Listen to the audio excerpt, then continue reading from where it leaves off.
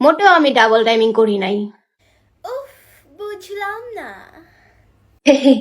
আসলে রায়হান হচ্ছে আমার কাজিন। আমি সিঙ্গেল। আমি সিঙ্গেল। আমি সিঙ্গেল। আমি মাইর খাইছি মানে?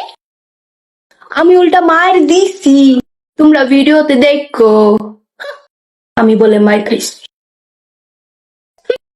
রায়হানের সাথে কোনো রিলেশন ছিল না আমার। ওর সাথে কোনো রকমের রিলেশন ছিল না। ও আমার ফ্যান ছিল, বাট ওর সাথে কোনো রিলেশন ছিল না আমার। উহুম, না না না। হ্যাঁ, রায়হানের সাথে আমার রিলেশন ছিল, কিন্তু মর্মর সাথে রিলেশনে যাওয়ার আগে রায়হানের সাথে আমার ব্রেকআপ ছিল। রায়হানের সাথে আমার কোনো রকম যোগাযোগ ছিল না তখন।